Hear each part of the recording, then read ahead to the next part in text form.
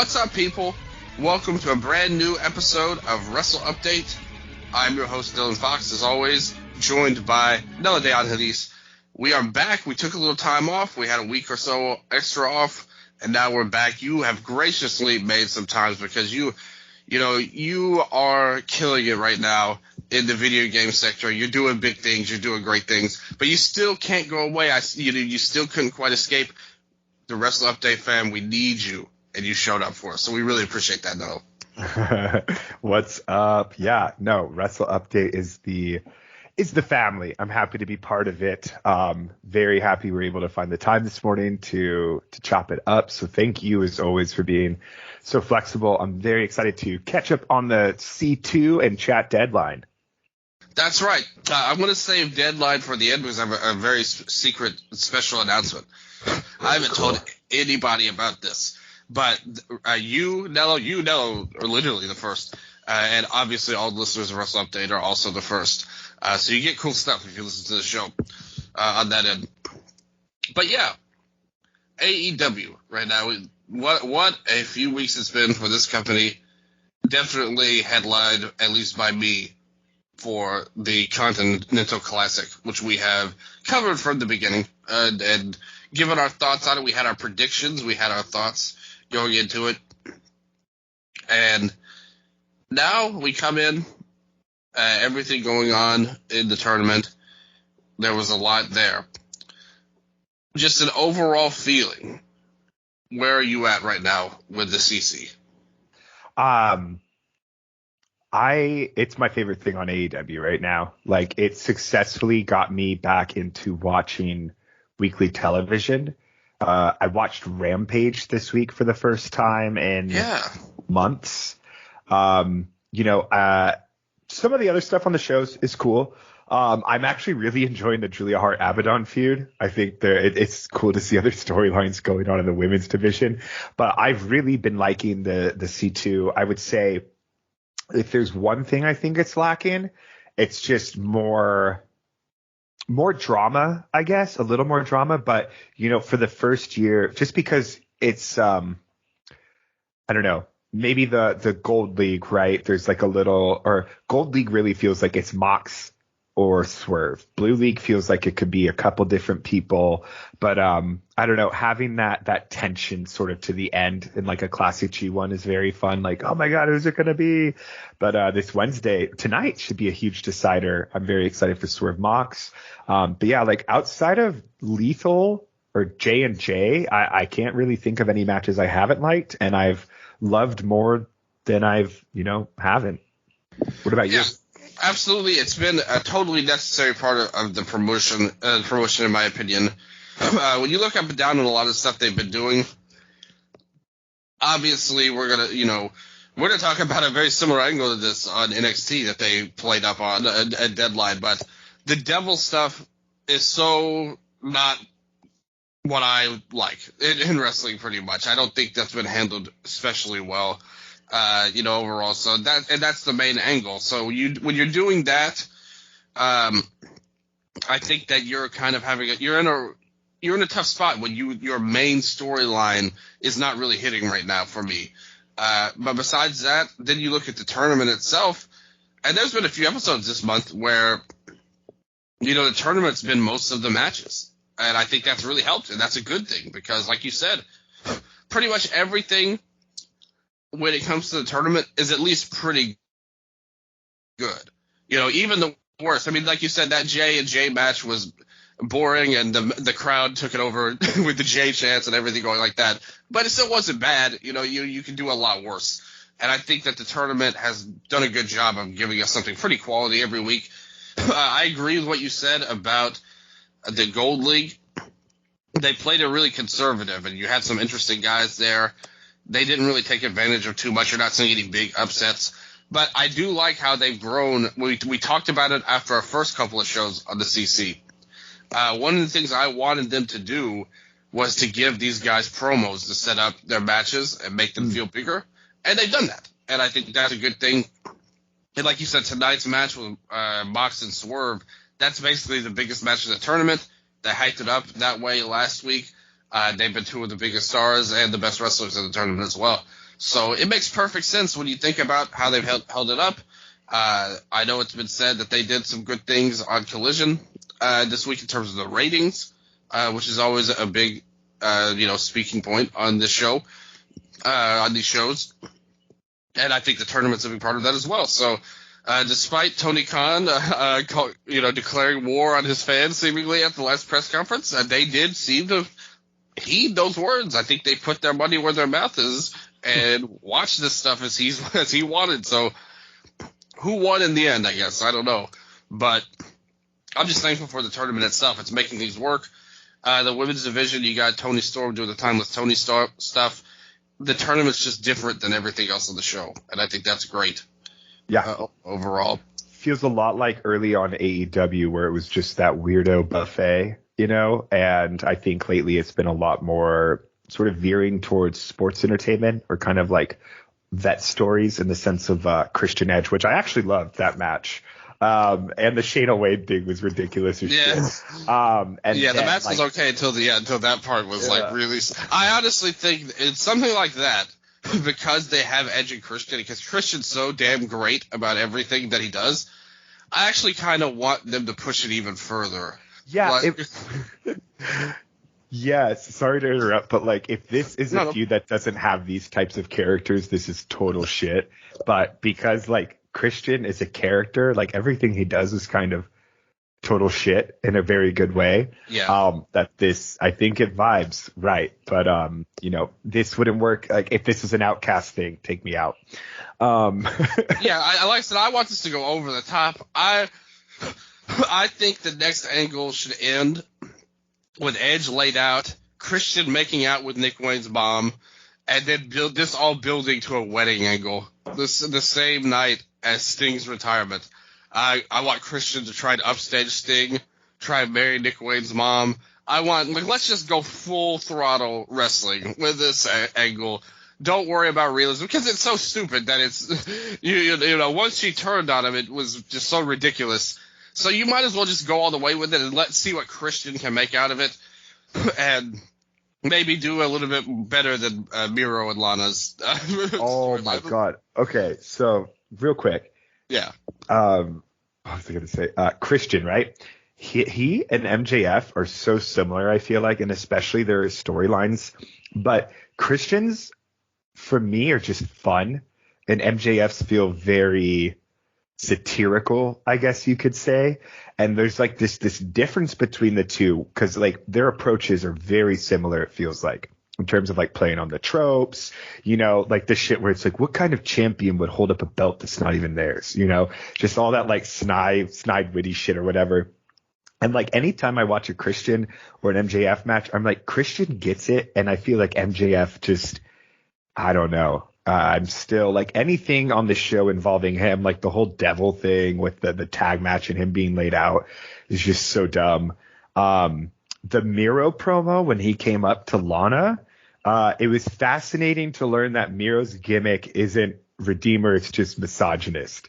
Like that was one of the weirdest, dumbest, most uncomfortable, shitty segments, and it was so tone deaf, and it was the worst Miro promo I've ever heard in my life. The way he performed, but lady, you are my queen. You should be home cooking if I am out killing. Like, it was just this caveman shit, dude. And it was like, this is the guy who's been cutting these promos. And like, if this is what's at the core of it, then the character sucks.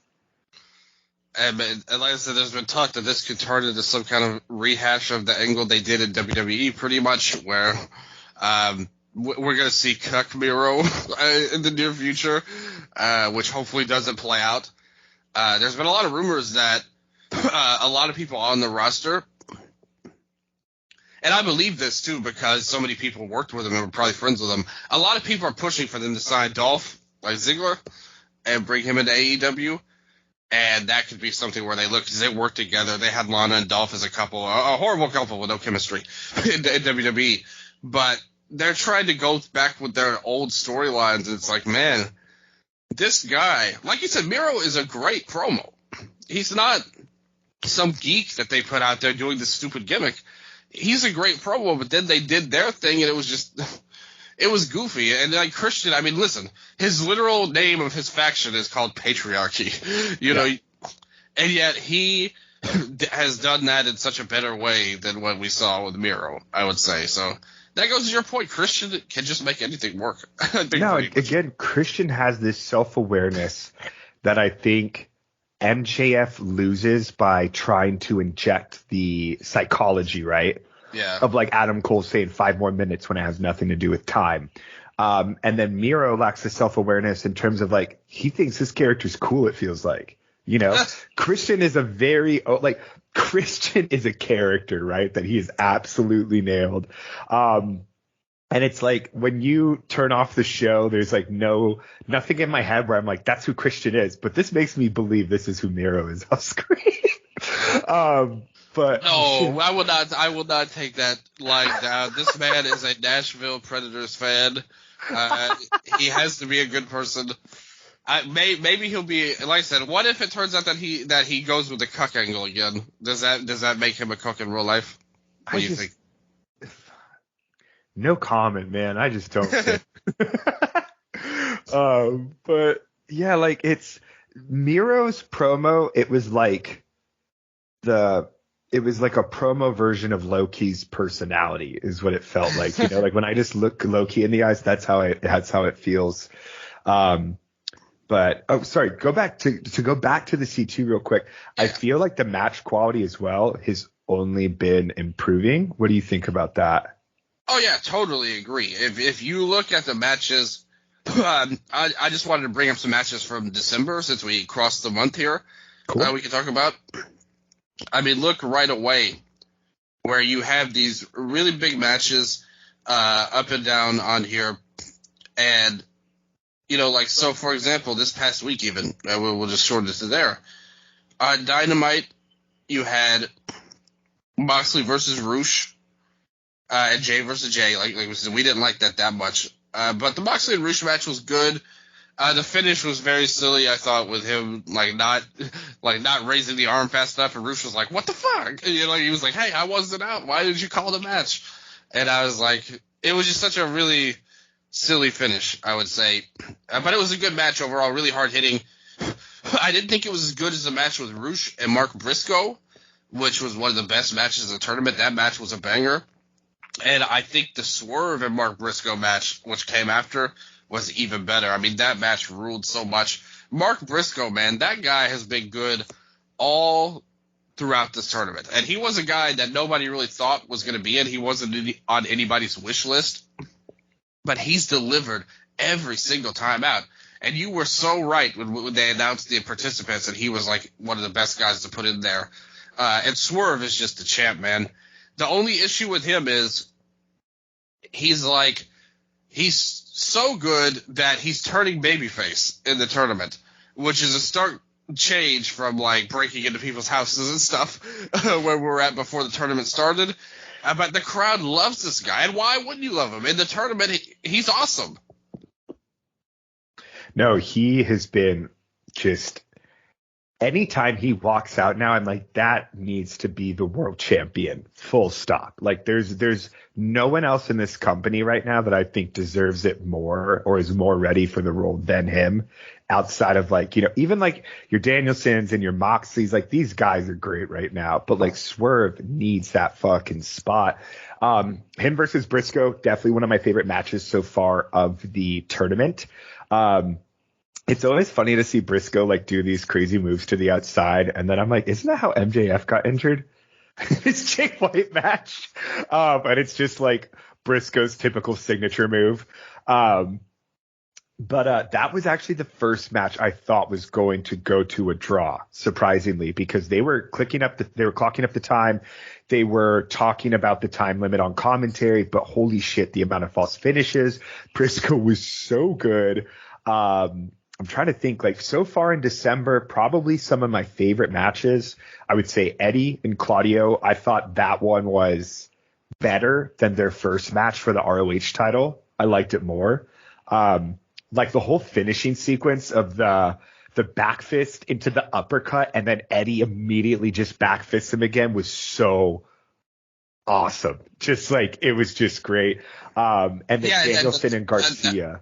That was on Collision, the Eddie and Claudio match as well. That wasn't a Dynamite. Then you had Danielson and Garcia that you were about to mention. That was on Rampage. That was the match that should have happened on the first night, but they moved the matches around on Collision, remember? Because Bryan missed the first night of the tournament on Collision. Yep. So now they have this match on Rampage. What'd you think about it? Talk to him. I loved everything about it. Garcia coming out in his old gear. It was...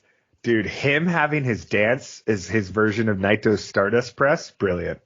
Like how the final move was him hitting his dance, and then they both run at each other, and then Danielson connects with the knee instead of Garcia. And it was just like poetry in motion. It was so hard hitting. There was those strike exchanges towards the end that were like just reminding me of like a Keno Nakajima bout. I like that they also, in terms of the booking, just tried to, subtly protect Bryan or whatever, but putting this the night before Danielson and Andrade as well, and hyping up or amping up the, Danielson's having to compete back-to-back nights. Can even survive this? I thought that was smart and added another ripple as well. And I don't know, this was the match that I think Daniel Garcia needed so bad. And my favorite type of wrestling matches are the ones that you can just feel in total dialogue with like history while still being while still carving in their own new entry. And that's definitely what Danielson and Garcia felt like to me. Yeah, I was so impressed with that match too. And to me, if you look at Bryan's tournament, he to me has been the best guy just purely in wrestling. When it comes to Eddie, Garcia, and Andrade, just everything this guy does is just golden. And Garcia stepped up so much. And sure, they had great matches before. When they wrestled their series, last year when he was really, trying to determine if he was a real wrestler or a Jericho guy. But here, like you said, with the placement of it, with the timing of it, it was needed now more than ever for Garcia to have this level of match, and Danielson can deliver it against pretty much anybody, and Garcia totally held his own and had to that point the best match of the tournament in my opinion, which would last for one night because I thought his next match was even better on Collision. You mentioned Eddie and Claudio. That match was freaking awesome too. Claudio's another guy. Like, consistent against everybody. It doesn't matter who he's wrestling. He's going to bring the best out of him. He's a guy that has great skills, whether it's the technical game, the stuff with the big swing you could work around. The power is unbelievable. He's just freaking awesome. And Kingston, like you said, that sequence that you mentioned, that was so heavily influenced by, King's Road style that you could, right now I'm editing Fire Pro. I'm not playing right now, but I have to edit the roster because I haven't played it in a while, so I'm trying to update everybody. This exact sequence could be in Fire Pro as a moveset. Like the back and forth with the back fist, the European uppercut, and then the back fist again. It was really well done. The whole match was great. And then the main event of that show with Andrade and Bryan, I just love that match. I thought this was another match. Andrade, I don't know if he needs it because half the time you wonder if he even wants to be there. Like he's just trying to get fired half the time. It seems like, but from a character perspective and as a fan perspective, he really needed it. I thought because he hadn't been doing a lot that was stand out in a long, long time. And I thought he really came in. Again, Bryan is just no one can touch this guy in the ring. It's not even fair to compare anybody else. Even some of the best workers in the world can't compare to him, in my opinion. He's so far above that he's just awesome. And they had a great hard-hitting match once again. And they even went in and gave Andrade the victory here, which was a nice little twist here. I wasn't expecting that too much, but that was great booking because it evened the odds of the tournament. And like you said, now it seems like they're giving chances for pretty much anybody in the block to win. I still feel right now the way things are going with the 2 losses early, I'm feeling pretty good. Well, first you talk about the Andrade and Bryan match. What do you think?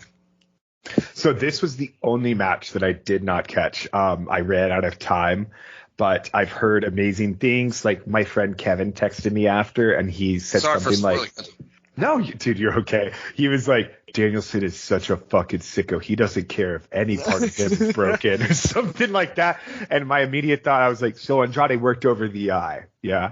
And I'm very excited. I'm gonna probably catch it after Dynamite tonight. But dude, again, like they got me to watch Rampage, and they had me excited watching Rampage.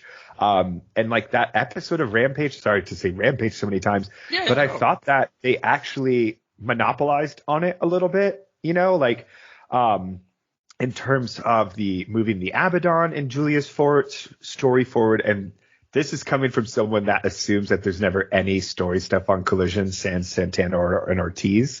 But even like seeing the Don Callis family, albeit for a second, I genuinely forgotten about them. And I still cannot, like, anytime I hear that entrance music, for the lack of a better term, I just am like reminded that someone in the back has agreed to one of the worst creative decisions I've ever seen implemented. Like, it's the shittiest thing in the company, I think. Like, it's one of the shittiest things in wrestling is this Don Callis family now. There's poor guys in there. And yeah, sucks. It really sucks. And this is where it's gotten them to. Like a 6-minute match with Daniels and Seidel on Rampage. Yeah, really establishing their dominance here. I mean, these are the heavy hitters you go to. Takeshita and Hobbs, man, such great talents, both of them. Obviously, especially Takeshita was just having bangers. And it makes even less sense because he literally went from, like, he's beaten Omega, like he got a big win over his rival, to like now we don't see him for 3 months, and then he reemerges mysteriously on Rampage fighting Matt Sydal. No, and that's the thing, right? Is, you know, people like Nero who aren't in the C2 and stuff like that, because, you know, someone's like, oh, they don't want to lose. It's like Daniel Garcia and Mark Briscoe have lost every match. And gained from it so much. Yeah, they are leagues ahead of where anyone else is right now that's not in this tournament, pretty much. Yeah, and that's a great point. Like, really, this tournament, they've de facto become the stars of the show. Outside of, like, the MJF and the Christian stuff, pretty much. These guys are the ones everyone's talking about, everyone's focused on. I really like how they've – this is another thing I brought up in the first episode. I really like how they've talked about the tournament, like on commentary and things like that. They've really done a good job establishing it in a good way. You have to give hats off to the commentary team, I think, for how they've handled it. And obviously the direction of Tony Khan and everybody to get them on the right track. I think they've really done a great job of making this tournament seem like a big deal. They didn't – I hope that they don't – they haven't yet, and I hope that they don't, because there's these trolls online that are talking about how complicated the tournament is, like the scoring table. They haven't leaned into that, and I'm glad they haven't. Like I said, I think they did it perfect, because at times AEW's been so focused on being the opposite of WWE, which is WWE, you're going to get the subtlety hammer. They're going to explain everything to you in minute detail 50,000 times, until you cannot deny it's happening. With AEW, sometimes they did stuff that wasn't that well explained, and they said, oh yeah, he's so-and-so, of course everybody knows him. And I don't think that that's the right way either. I think with the tournament, they've handled it in a really good way, that they've explained it. I remember they even said, hey, if some of the U.S. fans aren't familiar with the round-robin system, this is how it works. They've been cool about it. They didn't hit you over the head with it. I think they did a really good job of how they've handled the tournament in terms of the aesthetics of it. And they've gotten better. Like you said, everything about the tournament has gotten better every week, in my opinion. From the aesthetics, the matches, the promos they started to give guys. I mean, it's really all been good stuff. I like what I've seen of the tournament. It's been great. The MJF stuff. And like I said, we both like the Christian stuff, even though the finish of that was so ridiculous. It still works because it's Christian and he's so great. The MJF stuff I'm definitely out on. I totally agree with everything you said. Just to see the visuals of the guys in all the black shirts and all that stuff, it was just like totally Retribution all over again. I don't know why why did they go this route? I don't know. I suppose, again, we're going to talk about it on NXT in a little bit. There's value in any kind of mystery storyline, right? Because it gets people talking. We speculate on who it is. But at this point with the Devil, they've stretched it out and been so inconsistent with how they've used the Devil. First they attacked Jay, Jay White, his opponent. They retconned that. And then they started attacking, like, his friends. And MJF was like, anybody who gets close to me is a target of the Devil.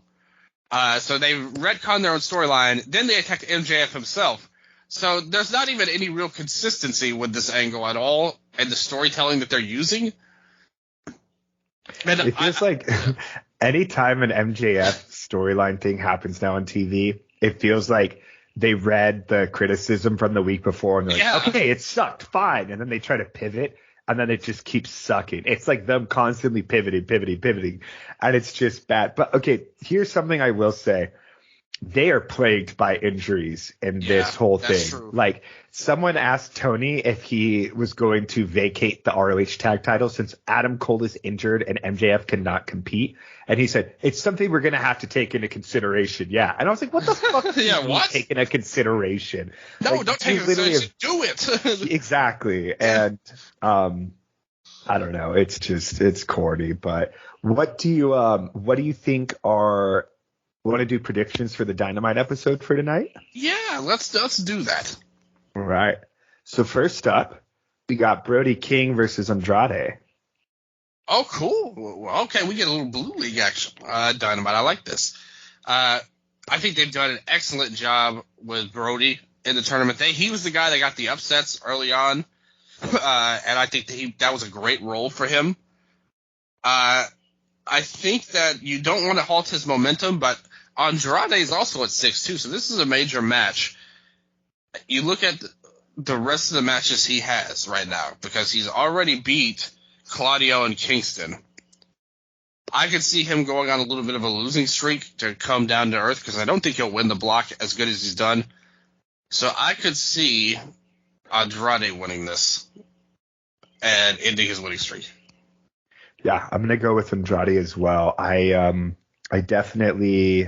see Andrade and Danielson and then Mox and Swerve as the sort of two block leaders by the end of this. Yeah. So yeah, I'm gonna go Andrade. And then next we have Rush and Jay Lethal. Yeah, Lethal, as I said, he's been kind of the low man of the tournament, but I always say, like, if he's the worst guy in the tournament, you can live with that. And I think that has been because, like I said, nothing he's done has been bad. His work is always very solid and clean. He's just not exciting or very interesting as a character overall. So I think Rush should definitely win this because he is exciting and, interesting as a character. So I'll go with Rush.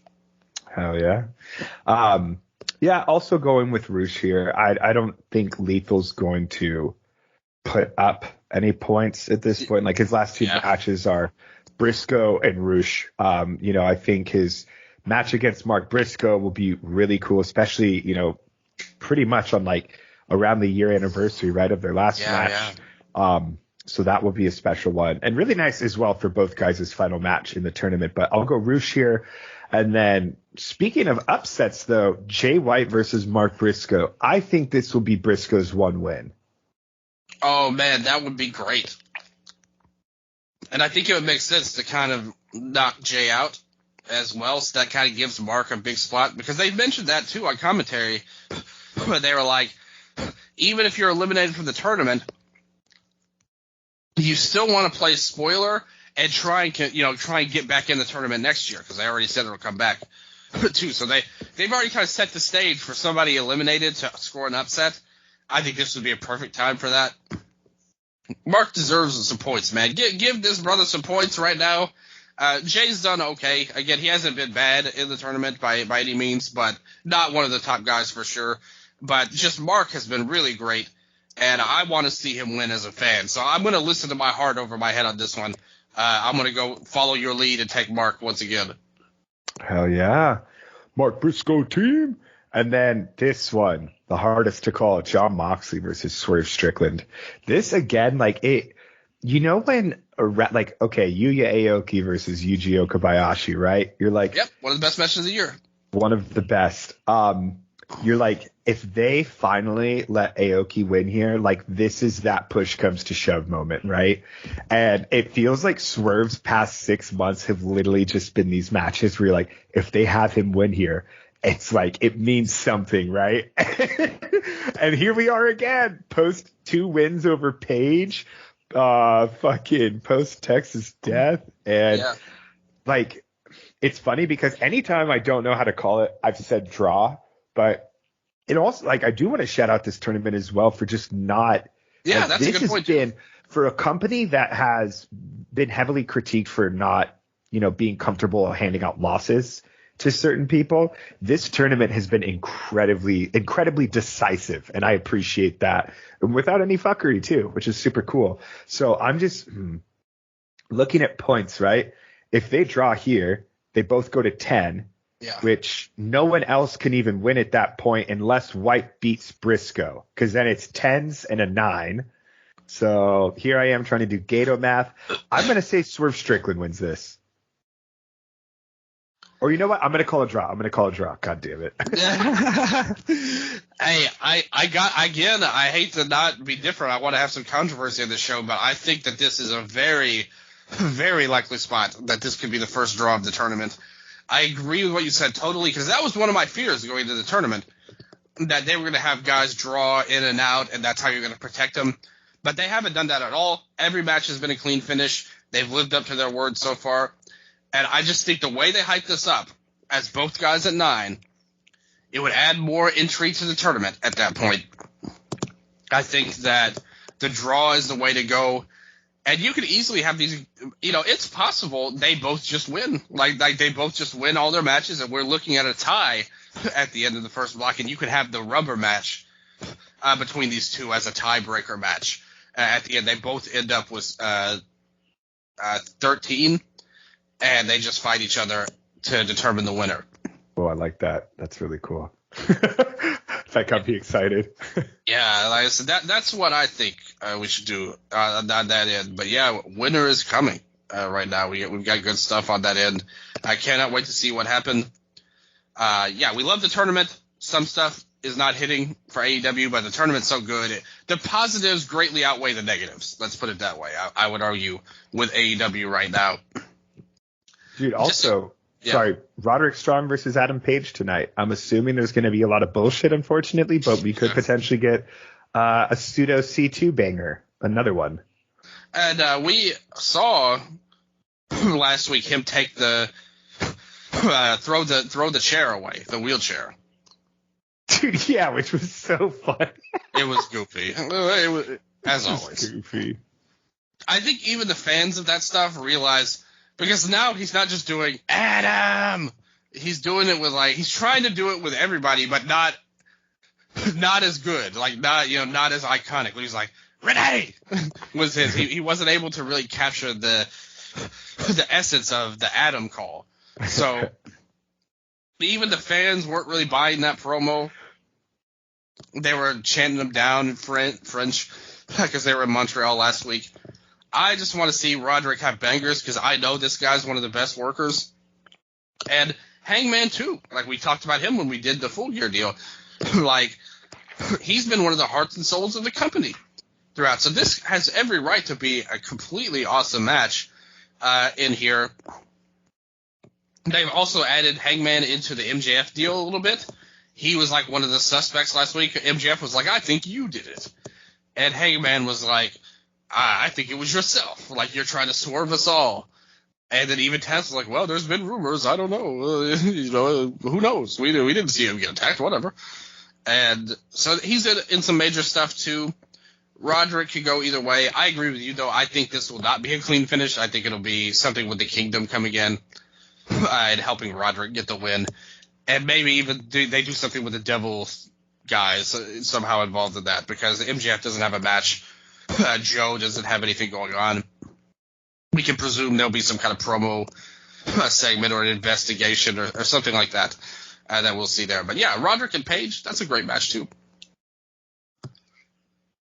Before we get into Deadline, I just want to run some news and notes by you on AEW. A couple of things I noted down we can talk about right now. And since this is also a Dynamite preview, apparently, another match on the show saw the return of Riho last week coming in.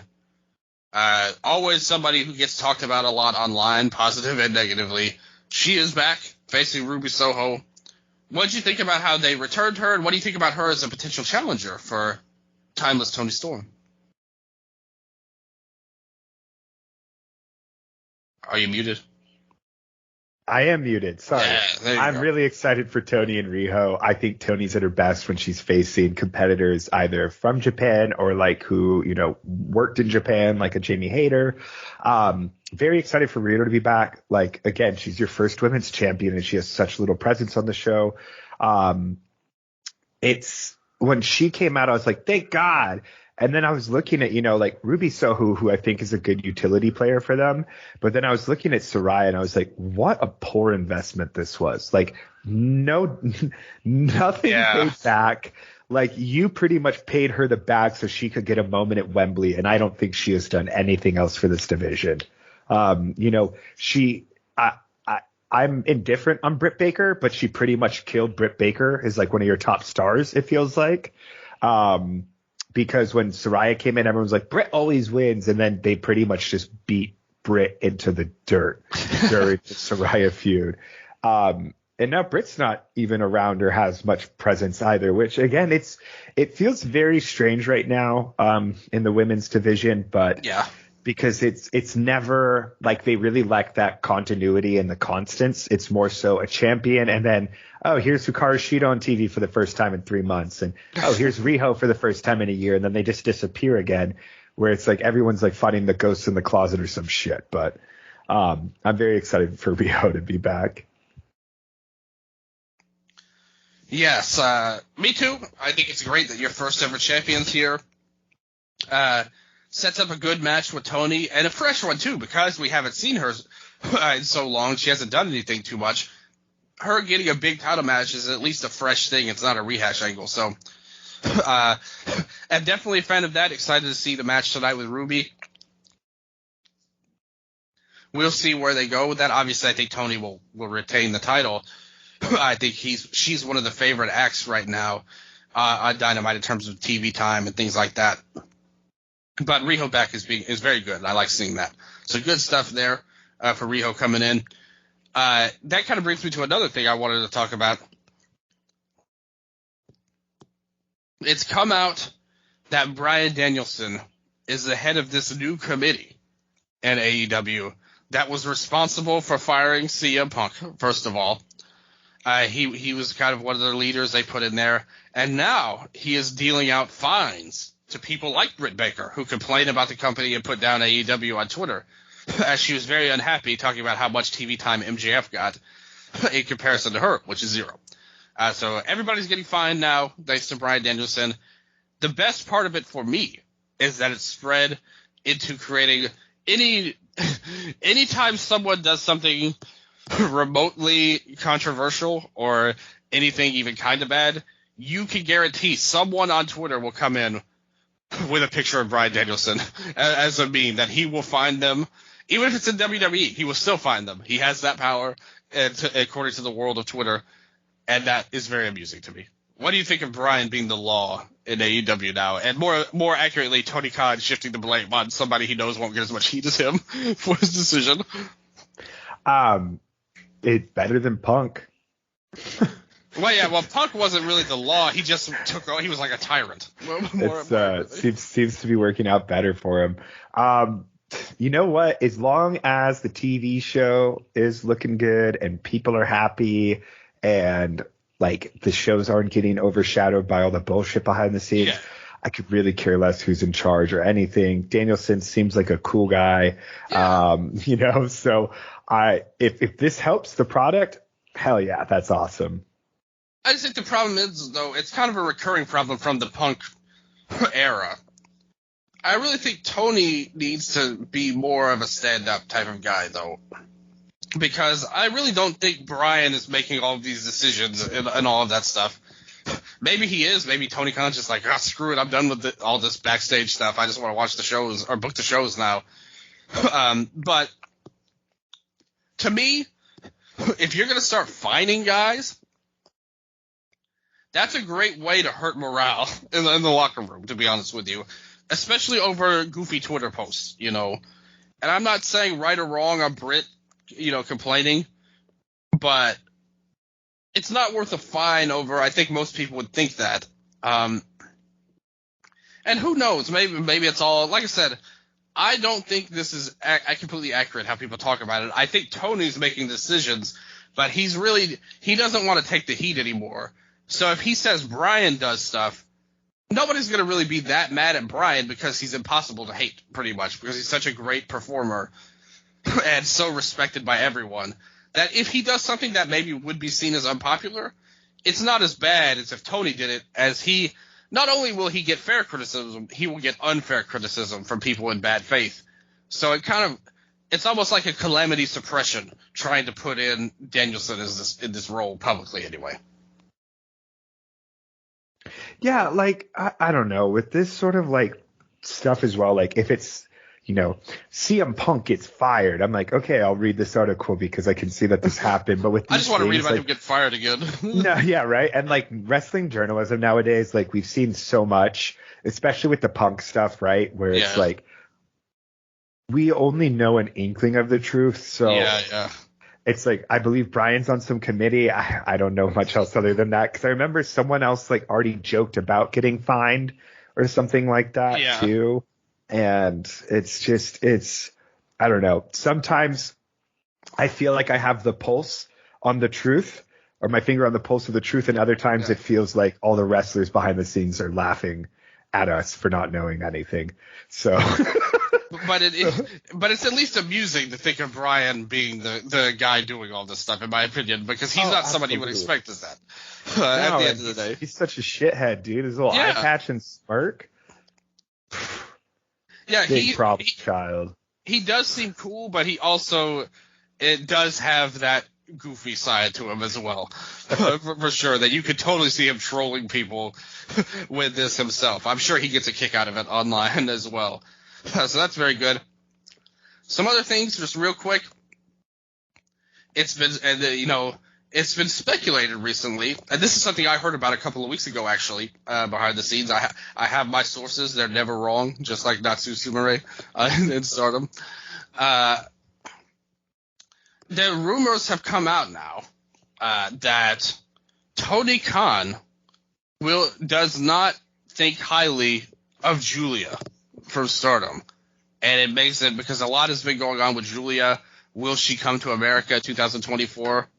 And it's been said that TK is not her biggest fan and doesn't think that she would be that great of an asset to the division, perhaps. What do you think the future holds for Giulia? Do you think that she'll just stay in Japan? Will she go to WWE, or will someone smack Tony Khan upside the head and realize, what are you doing? Like, what are you talking about? And maybe they can do something there. We should all be taking Tony Khan's opinion on women's wrestling. Yeah. Well, that's just another sign of how, like, what does he know? Like, you know, like I'm sure Saraya got a 7-figure deal. Yeah. Think about how many women's wrestlers you could hire for that amount of money that are like younger and better. Not even, I should say younger, but earlier in their careers, right? Yeah, right. Like a she Billy started Starks. When she was like 12, right? Yeah, Billy Starks, fucking Trisha Dora, all these people. I mean, they're with the company, but like these are the people you should be investing in, not Saraya because she had a match before in NXT with Emma. Like, and she got a movie with The Rock, which is just total bullshit. It has the historical accuracy of Ridley Scott's Napoleon, honestly. And okay, I'm trying to think, dude, there's a scene I think where it's like she wins the NXT Divas title or women's title, and then the next night she's on Raw after WrestleMania and beats AJ or whatever. It's very weird. And I don't get why they just don't give a shit. Anyway. What was I going to say? Dude, Giulia, whatever she gets, good for her, man. Like, I honestly have completely fallen off of Stardom the amount of shows they do, there's genuinely there's a million of them. It's fucked. It's so fucked, and it just really turns me off to the product as well, because it's like, not to interrupt you, but just to say, that got the president fired of the company. Like, they have a new person in charge of that now, and like, it's still messed up now because they had already booked the shows in advance, but they've said that they're going to do a lot better in 2024 about the schedule not being so fun, like you said. Yeah. No, and like, that's why I love All Japan and Noah have very good schedules. Like, DDT is very their own beast because they do so many weirdo, like, one-off events, you know? But like, All Japan, Noah, they're like, hey, we're going to run like 4 to 5 shows a month, one big show. I'm like, awesome, I'll be there. You know, that is digestible. That is feasible. Stardom's like, hey, we're going to have 5 tournaments running all at the same time. They're all 6 months long. And every tournament show is a main program pay-per-view.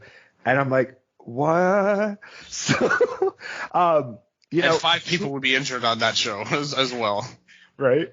Bushiroad kind of fucked themselves on this. You know, they created this women's title for North America, with literally no purpose other than for Mercedes Moné. Same with the IWGP Women's Championship. So it seems like they created 2 titles for Mercedes Moné. She's nowhere factored in right now, being injured.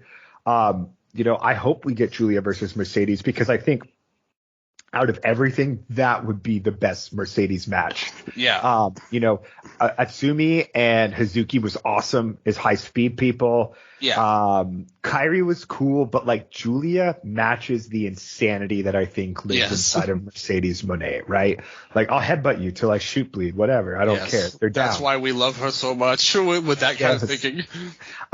But, you know, saying that Bushiroad screwed themselves, it's like, they brought Giulia to North America, and that's not to say she didn't have any sort of, you know, buzz here before, but like, they brought her over here, and now WWE's like, yeah, we want her. Well, they probably took literally one look at her and said, no, we have to sign her. Exactly. They're like, oh, hey, like, because, you know, she's been doing those New Japan US shows. Someone from WWE might have gone there and been like, yeah, she's fucking remarkable. Let's do it. You know, people sort of infer that Shinsuke's push and this big damage control revival and all these things are symptoms of, you know, trying to attract an Okada or a Giulia. And, you know, if that's the case, I hope that the pushes remain still. And they've both been good, like both of those pushes. Yeah. So, with Giulia, nowadays, I used to be very like, I don't want people going to WWE, right? But now, you know, I don't want to call it a new regime, I guess, with a slightly different approach. I don't really mind as much. But also, like, I'm not someone who – I pretty much just watch big shows now, like outside of W Weekly TV. So, you know, when we get in a Deadline, I've never seen half these people in my life before. Yeah. Well, yeah. They might not have even seen Giulia wrestle. Like, one of their guys must have been in the casino she went to and was like, who's that? We need to sign her. Like, wait, she's a wrestler already? Whoa. And then Regal was like, yes, this is who I've been waiting for on there. But yeah, I mean, she's a must sign if they have any sense.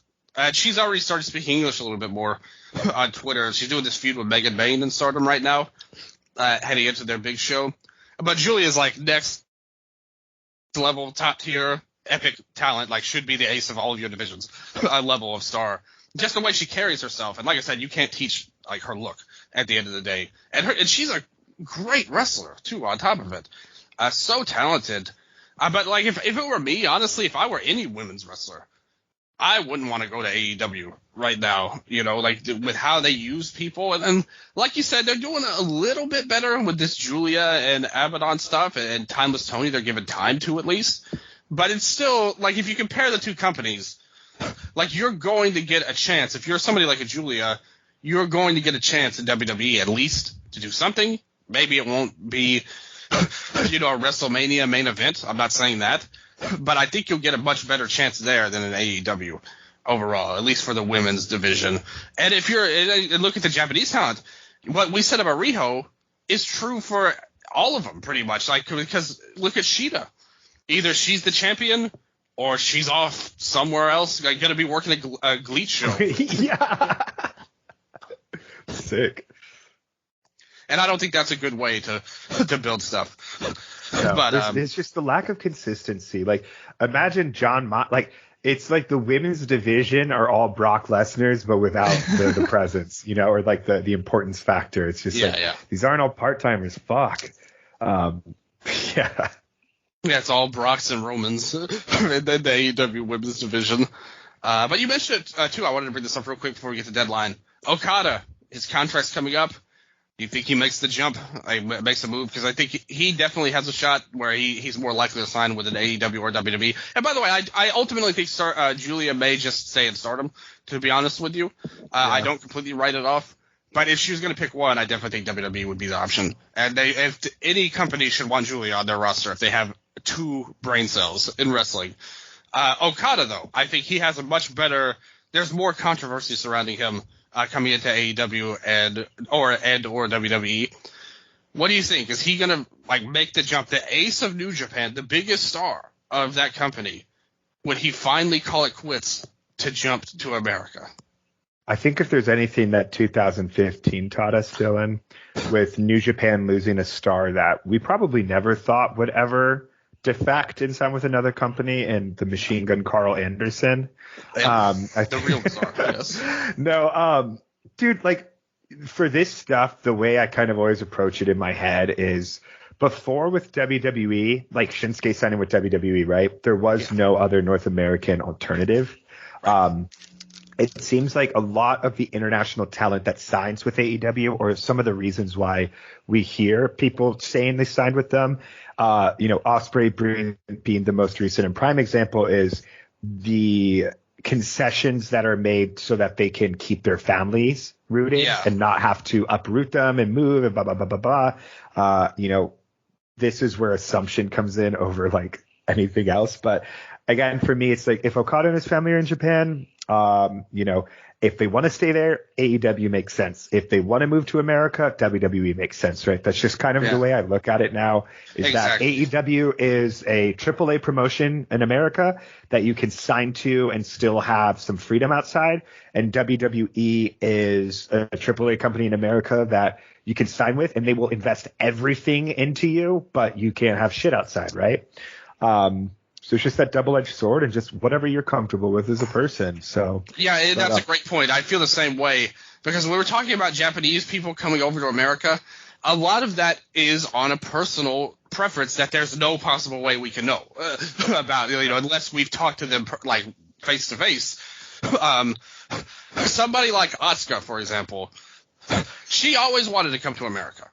That was her dream. She didn't want to stay in Japan forever in the Joshi scene. Kenta was another one, Hideo Itami. He always wanted to go there. Nakamura loves America, wants to stay there. Tozawa, same way. All these guys wanted to be here. But not everybody wants to be here like that. Some people like Japan and want to stay there at the end. And we don't know where Okada lies in that scenario. He dates a voice actress who's very busy in Japan as well. She was a part of this show called Love Live, which was a big deal 10 years ago, and they're doing a 10th year anniversary tour in February and March. So that could come into play if the wife isn't able to leave the country for that much. But like you said, it's really more – I could honestly see this all being just a smoke screen so he could get more money at the end of the day out of New Japan. Or like you said, I don't think it's impossible he doesn't sign with AEW as I've signed with AEW, but also I'm in Japan 90% of the time. Kota Ibushi signed with them, and what? He's main eventing Noah's Ariake Arena show? What the fuck does signing with AEW mean nowadays, really? For certain talents, right? Yeah, it just means they can put his face on a graphic and say he's all elite. And they can say, with Okada, they can use that as a way we got him. We know WWE wanted him, and now, he picked us. You could say that, which is kind of what, that's what the Ospreay thing was, right? They rushed that so fast so they could get a one-up on Punk coming back to WWE. Sorry. Yeah, go on. I was going to say, we're not factoring in an Impact, right? Okada going back to Snake Eyes. Maybe he shows up at Snake Eyes, signs the contract, grabs the mic. I'm home. Yeah, see, that should be. I'm home. Okada, Okato is back. Yeah, puts the mask back on. Fuck. I would love that. And they're even back to TNA now, though. If they had been Impact, maybe he could have come back. But now that they're TNA, I just don't know if his heart can bear it at the end of the day. Although it has been rumored that they tried to make a 7-figure offer on Ospreay, right? Give him millions of dollars. Which, I mean, they're trying. They're trying. You got to give it up to TNA for making efforts at least. Yeah.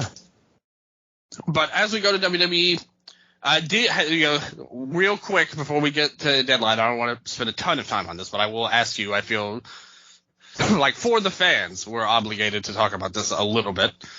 Did you see any of these Punk promos since he returned? I read his first one, and then after I was like, I refuse to watch any of this shit. I refuse to contribute to it. I'm so tuned out. And fuck this guy. I remember seeing that first promo, and I was thinking, like, Nello hates this so much. It was like, dude, it's...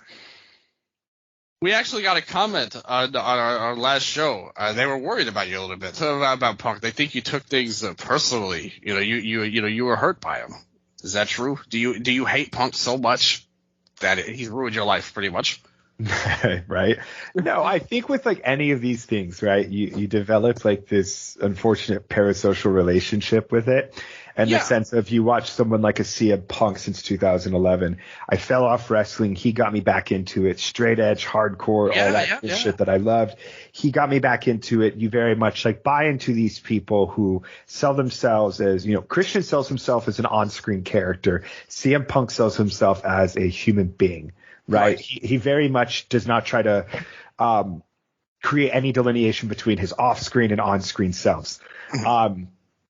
And so when this guy comes in and he says all these things and, he does all this shit, and you just kind of slowly realize that they're a giant piece of shit. I mean, it very much is like watching someone who you admired and respect in a professional sense, in a way that, filled your life with memories of media and entertainment. And now this person turns out to be a decrepit, for the lack of a better word, punk.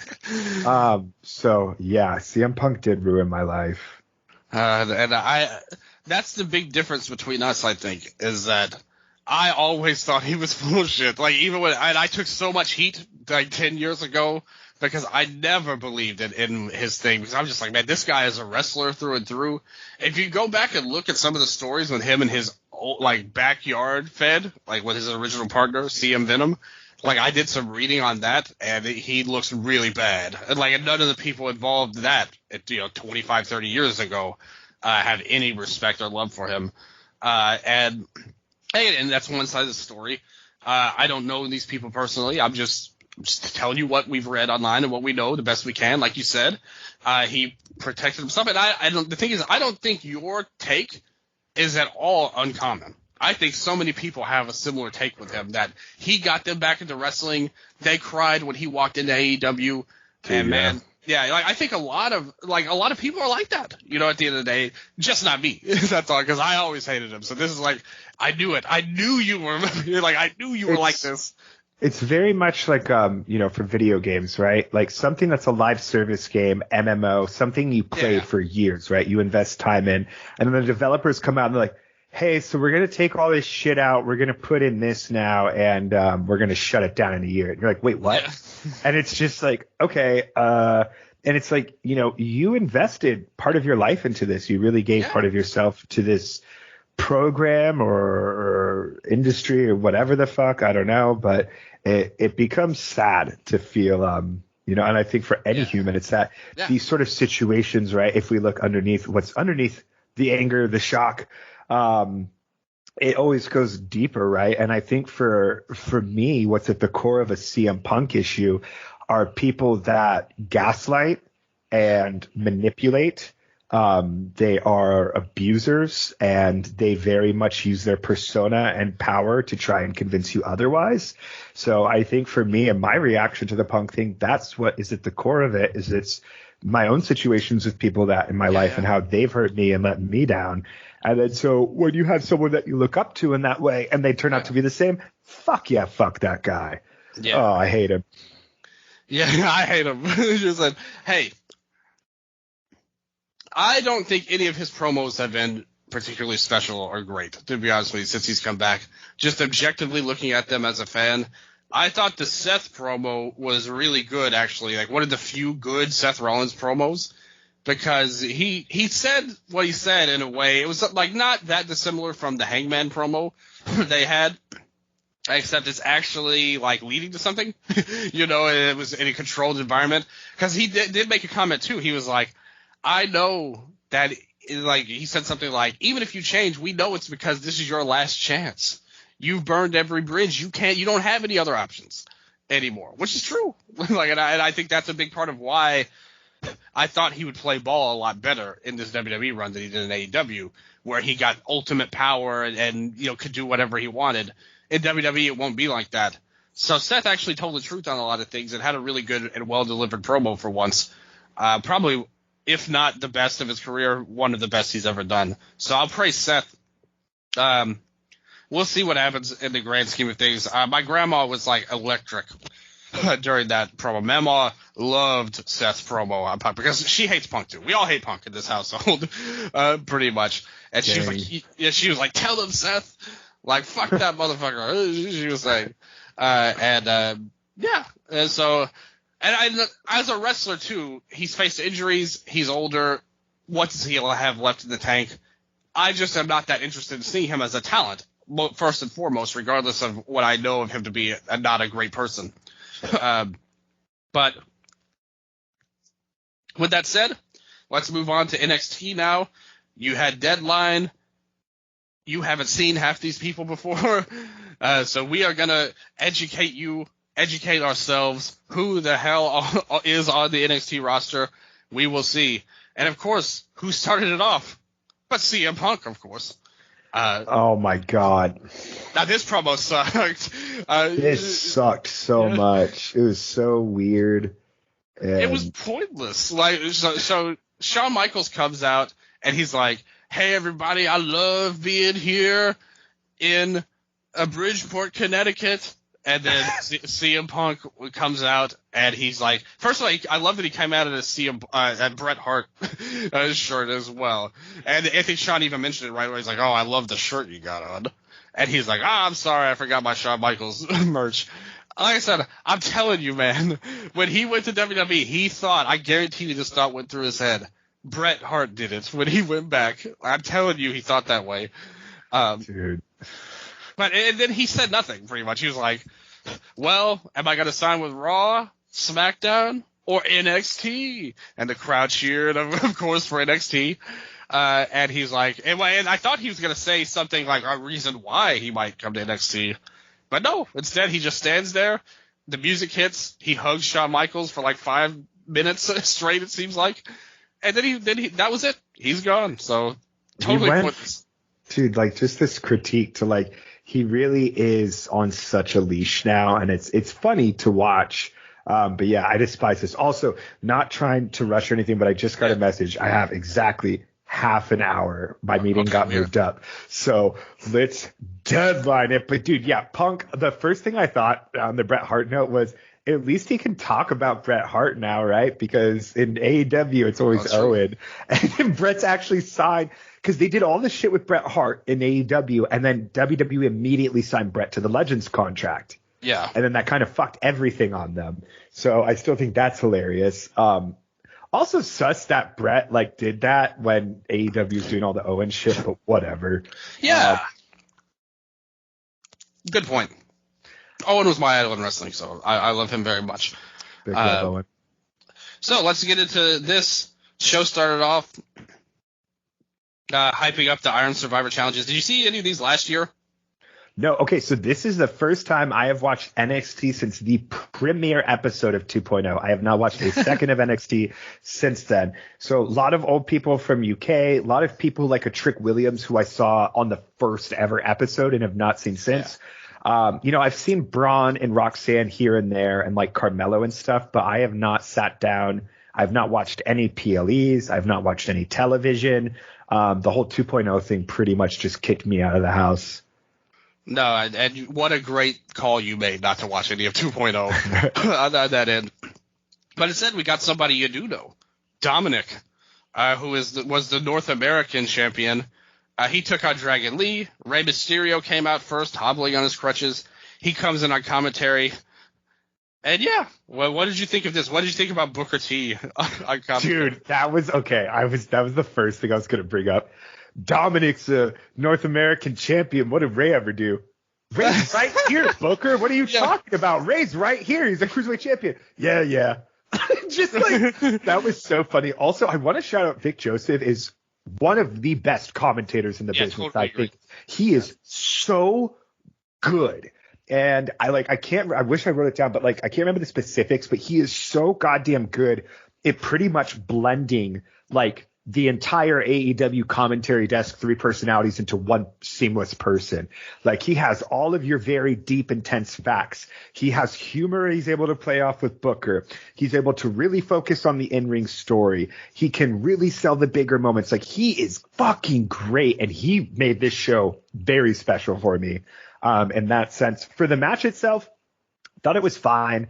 Again, like, having watched Dragon Lee fight Santos and now Dom, it either feels like he's being held back or his opponents can't keep up, which I don't think that's true for Santos. But like, whenever I watch these matches, it's like having a second screen on in my head of like Dragon Lee versus Hiromu and in New Japan and stuff like that. And it feels like he's always going at half speed, but this was still fun. I thought this was a better match than Santos. The title one was cool. I'm excited to see what he does with it. Is Dragon Lee an NXT wrestler anymore? That was my issue with this, is that he's on SmackDown, so why is he the champion on NXT? Why? Yeah, why? I mean, I get wanting to. I mean, clearly they see value in Dragon Lee. That's something that's cool, right? Because they put him on an actual main roster PLE in a singles match, and then they replaced, like, last minute replacement. It's going to be Dragon Lee.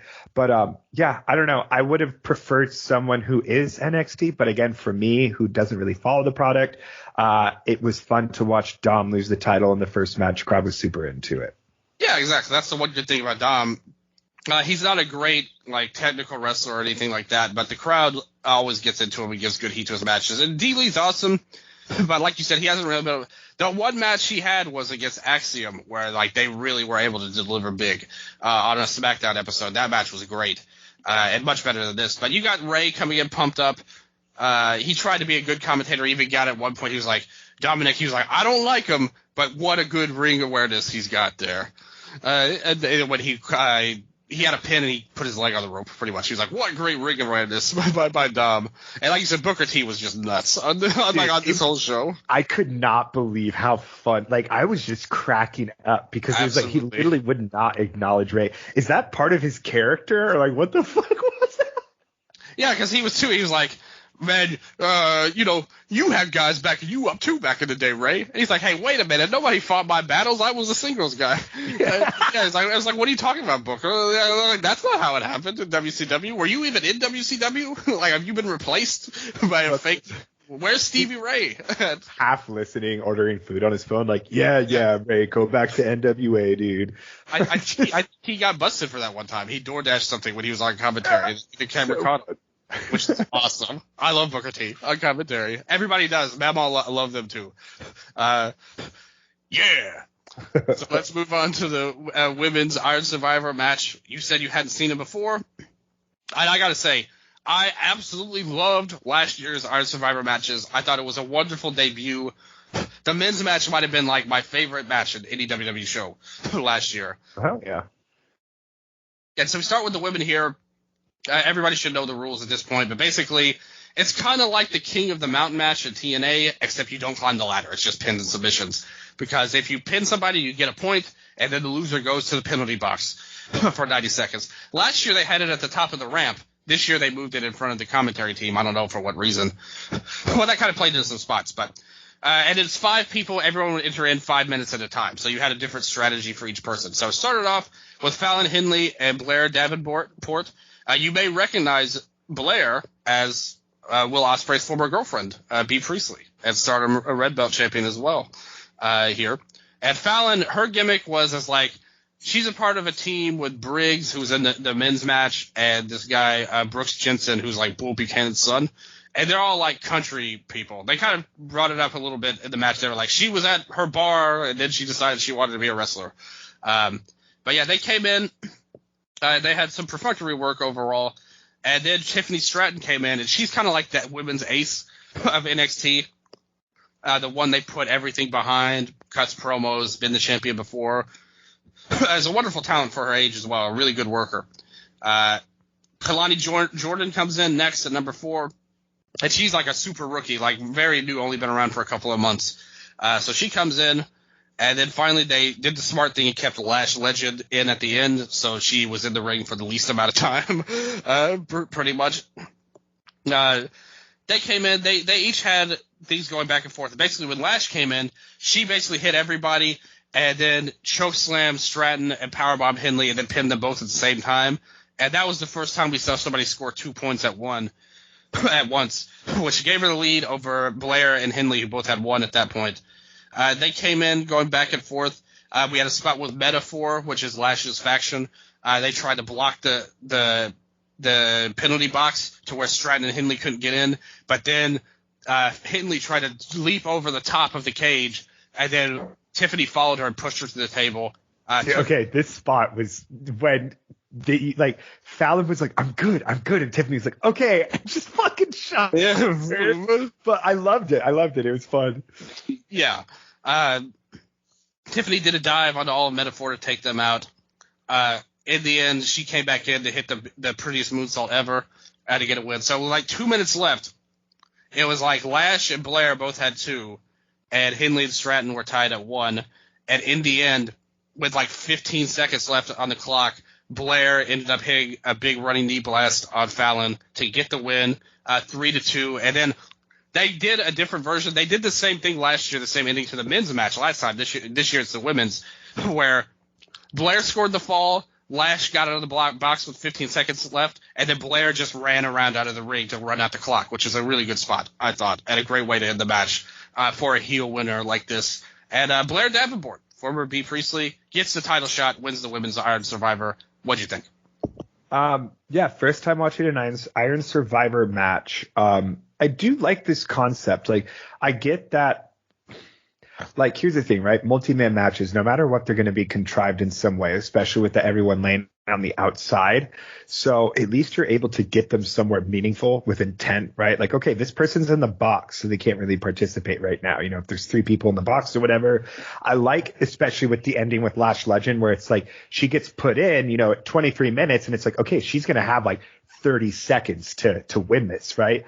I like how you're able to add in and weave in those new little stories and moments so seamlessly playing with that. Yeah, great to see that they were able to capitalize on at the end. Yes, and you know, it was cool to see Tiffany. I've heard about this bar storyline so much from friends. So to see people like Fallon Henley for the first time, I've heard of Lash Legend for the first time from the Otis spot. I've heard of Fallon from the bar. I know Blair, of course, from before, and I've heard of many, many positive things about Tiffany. Kalani was new for me. She looked pretty good, though. Like, yeah, good athleticism. She did the RVD split leg moonsault at one point. And I think that this match can very well be described as like good athleticism.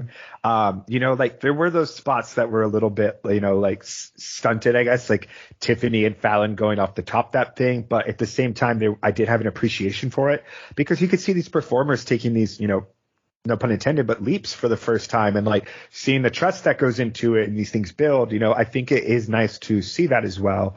You know, this is developmental, and I thought for this many people, and you know, if we're gonna call a veteran in this match, it would be Blair, and you know, that's pretty gracious there. But this could have been so much worse, and I had fun with it. So yeah. Yeah, that's the best way to describe these matches, both of them. They're just fun.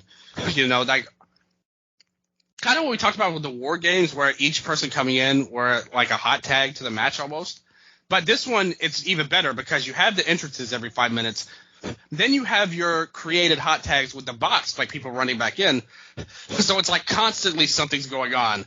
in the match. It's a great ADD type of match because everything's going on well. You don't have any time to think about stuff too much. Fast-paced, great action, and really helps out some of these younger talent like Kalani to where she can come in and hit her big spots. Even Lash, who is viewed as very negatively as a worker, did not stand out to be poor in this match because they limited her opportunities to do so at the end. And in the end, Blair got 3, Fallon and Lash got 2. Fallon and Tiffany both had 1, and Kalani had 0 as the relative rookie. Good match. Afterwards, I gave this 3.5 stars. What about you? Yeah, I'd give it like 3.25. I feel like, with Lyra being champion, I haven't seen much of her stuff since she was in NXT or UK, I should say. UK, yeah. But, Blair from this group seems like the most logical opponent. I'm curious to see if Tiffany and Lyra get called up post New Year's Evil. Yeah. Just because with Lyra already working the big program with Becky, and then I think Blair is also someone who can be your brand champion at this point. I think she's able to carry that flag. I'm not a massive Blair Davenport fan, but I think that she is. I don't think she's bad like everyone says. I think she's good. Like her match against Tsutami, badass. What was I gonna say? Yeah, I don't know. I liked it. Like again, I like the concept a lot. So that was exciting for me. Yeah. Now, what I didn't like. So Blair cut a promo on Lyra. It was very basic, just saying, "Hey, I'll be the next champ." And Lyra came out and was like, "Yeah, I'm the champ now." And then Cora Jade comes in, knocks her down, holds up the title, and she's just has blonde streaks in her hair now. And everyone was like, "Oh, she's totally changed," and she's kind of the same, to be honest. I forgot about that. I was talking about Lexis King. Oh yeah, well, we don't need to spend a lot of time on this match. So they're telling the story with Carmelo and Trick right now. Who attacked Trick? This happened like 2 months ago. It's not that dissimilar from the Devil almost in AEW, where they're like, "Who's the mystery person?" It's just a lot less stupid. They don't have the retribution here. They're just trying to figure out who attacked them. And then it was said that Lexis was the one that attacked him, and he framed Carmelo because Carmelo and Trick were best friends for years. And they're trying to say Carmelo attacked Trick, and Lexis instigated it. The match was basic. I really don't have any positive thing to say about it at all. Lexis is like a void of charisma to me. The match was like not terrible, but nothing I could even remember a day or two later. And then Lexis was like, "Hey, I didn't attack Trick. I lied. But thanks for that PLE rub, brother." Oh my God. Oh, funny. I thought I laughed. Hey man, I lied and I got my ass whooped. Yeah, he did mention that part. In 10 minutes by you on a PLE. So thanks a lot, you idiot. Like what? Yeah, That's so stupid. Yeah, that was where the Devil showed through in this storyline because before it had been decently logical, and now that line was just ridiculously dumb. I just laughed when he said it. It's like, hey, man, thanks for, instead of just beating me up in the bathroom, thanks for taking me into the center of the cafeteria and whooping my whole ass in front of the school. You really did a lot for me just now. You really should. You really helped me out. I was like, what, you moron. Look what you've done for me. Dude, he looked like shit, wrestles like shit. This is me going full WH. Talks like shit, no charisma. Again, it's very funny because, like, it's nice that someone like Alexis King, right, can come into NXT and actually be a featured prominent player because they get lost in the shuffle in an AEW, right? But then I think it also shows the weakness of NXT that someone like this can become a prominent player.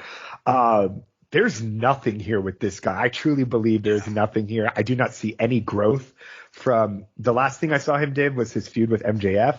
I feel like I see less growth here than I did there for some reason. Carmelo did not even seem interested in this match. He fucking bodied him at the end with the, what is it called? Nothing by net or something? Yeah, nothing but net. Dude, he nailed him. And that was my favorite part of the match. Very satisfying. But, total throwaway. And thanks for the PLE rub, brother. Yeah, and then, like, literally immediately afterward, he walked up to Trick backstage. And Trick's like, man, you were right, dog. I'm sorry I doubted you. You whooped his ass out there. Like, he literally said that. So all was well. They did a tease at the end, which I'll get into later. Trick winning, but yeah, nothing match. Lexus, who knows? Well, what's going to happen with him? I don't see a lot either, to say the least. But the men's Iron Survivor Challenge, same stuff as the women's match, except you had 5 different people in. It started off with Dijak and Josh Briggs, 2 indie guys, like Evolve Legacy going on here to start off. They came in, did some big man stuff. They actually had a really exciting first 5 minutes, I thought. They did a great job of throwing stuff against the wall and doing big guy, big man spots. Then Tyler Bate comes in, and he's doing big time stuff. In the end, Briggs gets the fall on the big lariat he hits on Dijak, which looked awesome. Came in there. Bate was flying around trying to do his big strong boy stuff. Bate scored a pinfall. As soon as Dijak got out of the ring, he ran in, and then Bate rolled him up again to send him back in the box, which is pretty good. They come in. Trick Williams comes in number 4. He got a huge pop like when he came out. I really, really love his entrance. I think that's one of my favorite entrances. Trick. Yes, it's one of my favorite entrances in wrestling. Bro, I'm from Hustle Memphis. And Flow. Yeah, I'm from Memphis. Of course, I fucking love this entrance. Like this is our shit. Like, shout out. Oh, sorry. No, go on. I was gonna say, shout out the best Oscars quote of all time. If anyone's keeping score, 3-6 Mafia 1, Martin Scorsese 0, baby. So. Yeah. Hey, those are my guys, man. I grew up like right down the road from where they did. Like, they grew up in Orange Mound, and I was from Fraser, the dog. So I love 3-6 Mafia, and Project Pat is my ultimate guy. I'll always give a lot of love, and they were great. DJ Paul is such an underrated producer, but I'm not going to hit you with the music. We don't got time for that right now, unfortunately. Trick was awesome. The crowd goes crazy. Bate did a wild airplane spin, turned it into the UFO. Was really good. He hit the Tyler Driver 97 on Trick to put him in the box. Bate gets the win early on. Dijak comes in, does some power stuff, but then Braun Breaker comes in 15 minutes in. He's only got 10 minutes left. He spears everybody, destroys everybody. 3 straight pins on Dijak, Bate, and Briggs. Getting 3 points literally within the first minute he's in the ring. So a unique spot there. Trick comes in, and they have kind of like a one-on-one block. And then the 3 guys in the box all brawl and knock the door over and come out. Trick does a wild dive on everybody to the outside. And in the end, Bate came in with the powerbomb. So everybody's got 3, or 2 of them got 3 at this point. And then Dijak and Briggs, they kind of team up together. They both hit moonsaults on Braun and Trick. So they both score. Yeah, really cool stuff. The big man hitting the moonsault was really good. And then Bate comes in with a wild, he leapt into the ring to hit a DDT on Dijak, which was really good. They were brawling. Briggs and Bate were. Dijak was in. Then Trick comes in. This is where the match really kind of reaches its climax. Because Trick at this point, it had been 3-way tie at 3 with Breaker, Bate, and Dijak, and then Briggs had 2 with a minute and a half to go. Trick comes in, rolls up Briggs, gets a fast pinfall, knocks him out of the match for good in the penalty box. He comes in, Dijak hits the Feast Your Eyes, and it looks like he's about to get a pinfall, but then Eddie Thorpe comes in. They had been feuding. Dijak threatened his 7-year-old niece at one point, and so they fight, and that leaves Trick to score a win on Dijak after Thorpe interferes, and then Williams gets another roll-up on Bate for the win with 15 seconds left. Kind of a replay of the other match, except this time it goes the opposite way, where 15 seconds in, Breaker comes in. They come in. He looks for the spear. It's kind of like a joust where they're each in one corner. They run at each other. Breaker goes for the spears, but Trick counters it into the jumping knee. Whoop that Trick with 3 seconds left. Trick Williams wins the match at 25 minutes. I thought this match was really great. And then the stuff with Thorpe came in, and it kind of drug it down a little bit, in my opinion. How did you feel about the finish with Trick? The thing is, this was not realistic. It was totally contrived, but the fans loved it so much that I can't really criticize it when it so clearly was they loved it. This match was interesting just because, Breaker comes in and it's like, wow, he had 3 points, but then you're like, he got those 3 points within 20 seconds, right? Yeah. So it's high scoring. I will say it was a lot more evenly matched, it felt, than the women's one. Yeah. The whole ending with Trick definitely popped people. I thought Bate was going to win originally because I was like, man, Bate and Dragunov's going to fucking Yeah, win, that would be right? a perfect match, ideally, yeah. I liked, so Trick, like the whole like final sequence, right? Trick beating Josh, cool. The Eddie Thorpe thing, that's when it started going downhill for me. Then Trick pinned Dijak, and then when it got really contrived, is I think Trick pinned Dijak, and then Trick immediately falls back down, and then what is it? Bate hits him with the spiral tap or whatever then. Yeah. And then immediately he gets pinned too. And I was just like, it was such a weird spot for Trick to pin, get back up, fall down, get hit. And it felt like it was just very contrived in the final minute. But now this was a really hard hitting match. It's fun to see your sort of ring generals like a Dijak and a Bate, Briggs, who used to be like, pretty much the other Austin Theory in Evolve that everyone thought would blow up. And then Trick Williams and Breaker, who are like your big WWE guys.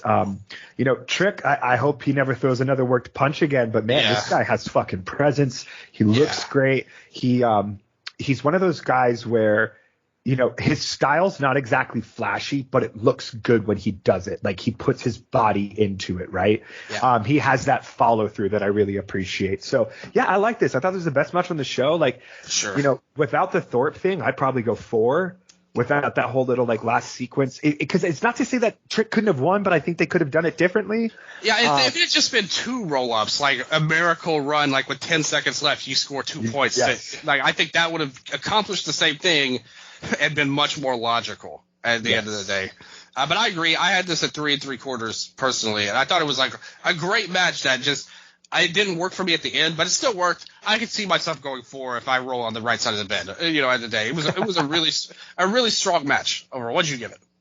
I give it 3 1/4 or 3 3/4. Sorry. Yeah, and Briggs gained a lot because he was basically like an undercard tag guy going into this, and this was his big spot to break out. And I thought he did a great job here, and the others were all good too. Like there were no weak links in this match. Like you said. Trick's striking ability, not always perfect with the work punches. As a Memphis guy, I'm going to call that out. You can't have whooped that Trick and not want to whoop some ass in the ring, bro, right now. But, he came in. Everything was cool. They had Briggs. He kind of lashed out at his partners, Fallon, and Brooks was there. And he was like, you don't know how I feel. And Fallon was like, hey, I do know how you feel. I lost too. And he was like, yeah, you're right. So sorry. That's kind of a metaphor match. Kiana James has a special entrance, hops in a limo, comes in from WWE headquarters to the building. Roxanne had her normal entrance. It was Roxanne Perez and Kiana James in the cage match. What'd you think? Dude, again, so Kiana, I've watched Roxy, right, from New Texas Pro before she signed a lot.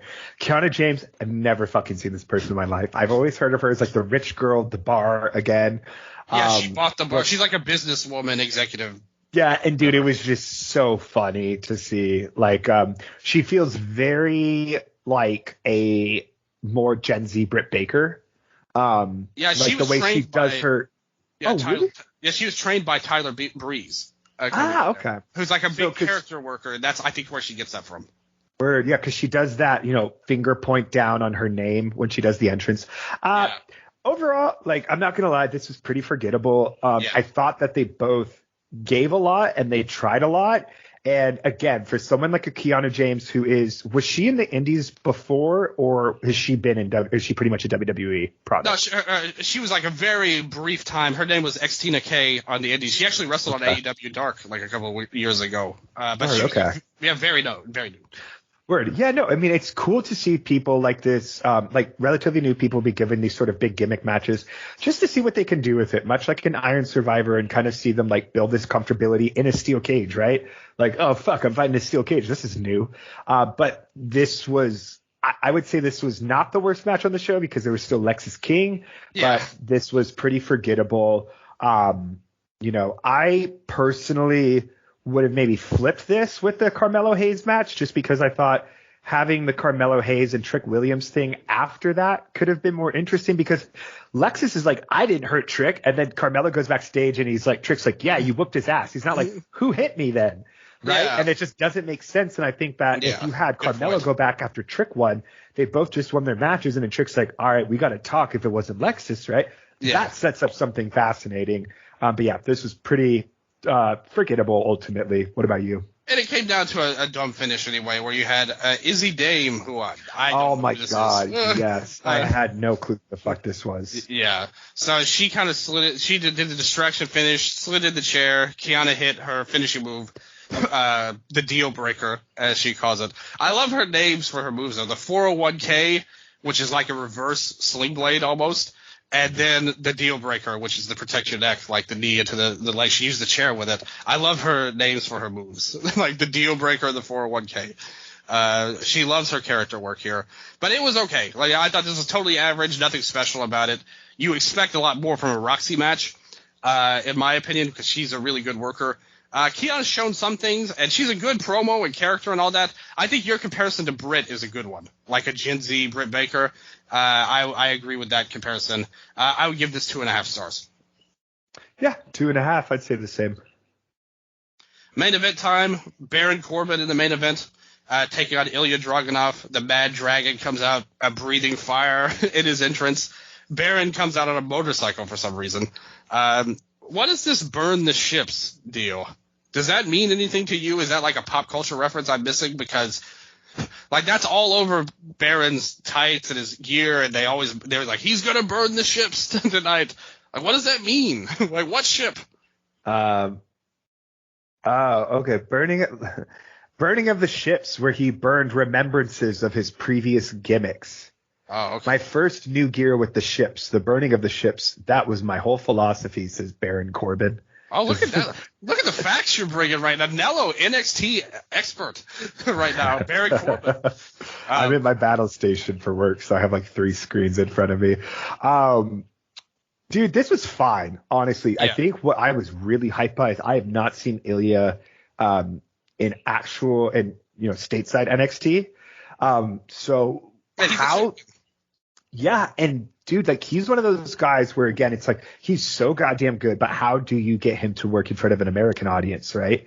And fuck if they haven't nailed it. The Mad Dragon, the breathing fire, his whole thing of like his around with the symphony. Yeah, symphony. Like you're gonna be another, measure in my symphony of destruction.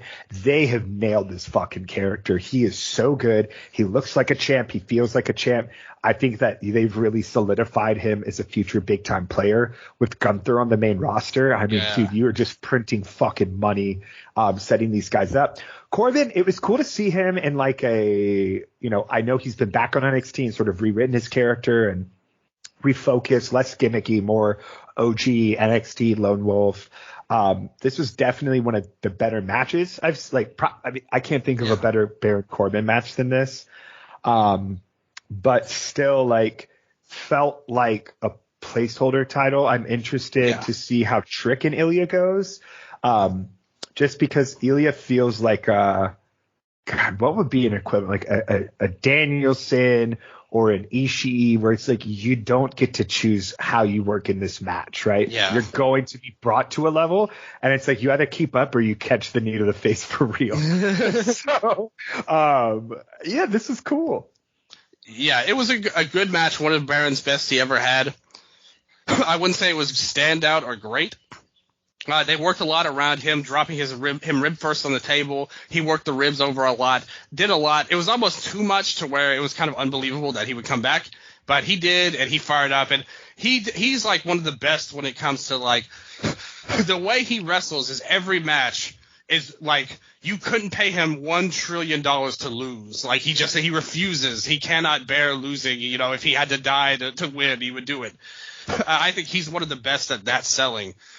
Which we saw here. The end, he hit the H-bombs. He did the wild pose with the Torpedo Moscow, got the win. It was a good match where he was kind of like an underdog due to size, but his fire and tenacity and rage basically made him win. It was good. Baron, best match ever. Still not great. I give it 3.25. I thought it was a worthy main event, but like you said, ultimately filler, and you hope they can top it soon. Yeah, no, like I said, I'm very excited to see how Trick measures up against Ilya. Show ended with Trick coming out for their stare down, and then at the very end, you saw Carmelo walking out behind Trick, and they shot it in a very funny way, where they wanted you to think he was going to jump him from behind, pretty much. The way they ended it, with him walking out and then he just ends. Although in real life, they hugged after the show ended. So, with that said, we had NXT last night. I will briefly recap what happened. Trick first of all, the first thing that happened was Carmelo got attacked on this episode of NXT from behind, and they were like, who did it? And they had, at the main event segment, Trick and Ilya had their promo battle. It was really good, actually. As some people would say, I like it, how they did Trick in this one. Ilya did some good stuff. And then Carmelo came out and was like, Trick, we got stuff to talk about. We got business to handle. And Ilya was like, gentlemen, I will leave you adieu, and I will let you handle your business, and I will see you at New Year's Evil, Trick. So let's have a great match. And then Carmelo was like, no, this has to do with me, because it has to do with you, because it was you that attacked Trick. It was you that attacked me. And so he was accusing Ilya, and Trick was like, what? And Ilya was like, no, I would never do that. I would never attack Trick, and I would never attack you if you got attacked. He was real slick about it. And then they did a thing where Carmelo was like, you are a monster and you don't deserve to be the champion. So they ended up getting a tug of war for the titles. Carmelo snatched it and then accidentally bopped Trick with the belt and laid him out. And then the whole crowd chanted, Carmelo's guilty, to end the show. So, yeah, it's obvious Carmelo was the one that attacked him. Pretty much is how this is. He'll probably end up costing him the match at New Year's Evil somehow. And then they'll go, which is kind of a similar finish to what they did at Halloween Havoc, where Carmelo was about to beat Ilya, but Trick walked out because he had thought that he had attacked him and kind of messed up the match. So I can easily see Carmelo distracting him, and they move on to a new challenger for the next PLE, which is Vengeance Day. But I'm pretty sure Carmelo attacked him. Long story short. It would be a great swerve if it actually was Ilya, though, to be honest. It was Lexus King. He gets another PLE match. I lied, Carmelo. I lied twice. I lied about lying. He's sitting there. He's like, no teeth. He's face pounded in. He's like, I win again. Yeah, these paychecks just keep on coming. Well, he attacked somebody else. He's now in the rookie tournament, the breakout tournament, with 8 other rookies. So we'll see what happens with Lexus. Yeah, that's where he needs to be, I would say. Not main events, for sure. But, yeah, looking forward to it. What do you think of the show overall? Deadline? It was good. I'm excited to, it definitely made me interested in watching another big event. I can't say weekly TV, but it was cool to engage with NXT again. Yeah, and they've got a good vibe. It's a lot better than it was with 2.0, for sure. They've got a mix of people that are talented, some guys with indie stocking girls, like Roxy, Bob Blair, Carmelo Hayes, and all that. They've got good guys like that, Axiom, Tyler Bate, blah, blah, blah. And some rookies that they're developing. Like Trick Williams is clearly a future superstar for this company with his presence, the look, the promo. The in-ring's all right. Like there's some improvements that could be made, but he's made a lot of leaps really fast the last few months. Because for a while he wasn't even wrestling at all, but he's doing good things. And hey, this show was a good show, y'all. I really enjoyed the Iron Survivor challenges. Anytime they do that, I'm into it. The Steel Cage and the Hazy King didn't do a lot for me, but the opener and the main event were kind of perfunctory, but still pretty solid. You got good moments with Dragon Lee winning. You got to stand at the end. I would definitely give this a solid recommendation. And if you have time, definitely watch the men's Iron Survivor. That was the match of the night. And even the women's was the second. Just watch those. That's what you need to do. And maybe the main event if you have time. All right. What's the announcement? That's right. Special announcement, folks. Coming in. First time ever. I didn't tell you off the air, Nello. You could say that it's true because you know it is. And all the fans out there, I have a very special announcement. The NXT, and it has to do with NXT, their next PLE in February 4th, on February 4th, Vengeance Day, which is kind of a goofy name. Like, what happened to just Vengeance? But they are running the show in Clarksville, Tennessee, which is my sister's hometown. And for my birthday, which this takes place a week after, she bought me tickets to this show. For the first time in 25 years, I will be going to a wrestling show as a fan. Oh, my God. And I will be live in attendance on NXT Vengeance Day in my sister's hometown. She got the tickets for my birthday. Shout out to Cheyenne. And also, she will come on. She is the one who named Wrestle Update, and she will be on this show, by God, because she will be there in attendance as well. Hell yeah. Coming in there. We will see the debut of my sister Cheyenne on Wrestle Update. I am I don't know what to feel, because for a long time I really was anti going to shows live, because I wrestled before, and my, Wolfie D and everybody that helped train me, they really implemented in me, like, don't be a mark. You shouldn't get autographs or merchandise or go to shows. But, I'm well beyond that. I need to grow up a little bit. My sister got me the tickets. She's feeling good about it. So I'm hyped too. And I'm going to be there on Vengeance Day, the first ever event in my sister's hometown for WWE, the first time they ever came there. I think they built a new arena there, F&M Bank Arena, that's called. It's got 6,000 seats or whatever. So, yeah, I will be there. We will have our first ever live report edition of Vengeance Day, and we'll see how it goes. It should be a fun time for me, and hopefully for all the listeners out there. We got some cool stuff. I'm working on a lot of stuff, seeing what I can pull out of it. We will see what happens overall, but at the very least, I will be there.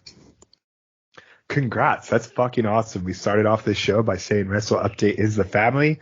By the end of the show, we've once again proven that Wrestle Update is the family. Congrats. Thank you, Cheyenne. That is awesome. Happy early fucking birthday. That's amazing. That's right. My birthday's 1 week before, January 27th, which I think is the same date as the Rumble, actually.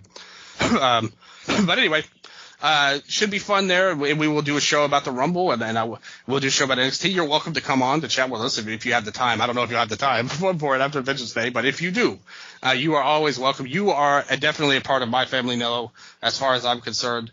I love talking to you. I love doing the shows with you. And thank you so much for making the time. I know you got to get on out of here, so just real quick, if you got anything to say, any last words, let it be known now. No, I'm hyped. Probably Final Battle this weekend. We can chat about it. Hell yeah. And I'm very excited for Athena and Billy Stark. So looking forward to that. And the more C2. Absolutely. And by the way, we will have our award shows coming up. We're going to set that out. We're going to work that out off the air, and we will do some stuff. That's going to be a lot of fun episodes I got planned and we got planned. So coming into the end of the year, we got to be a lot of fun. Hopefully you guys either took care of your holiday shopping already, or you got some stuff going down for the weekend. Maybe you can get some cool stuff on there.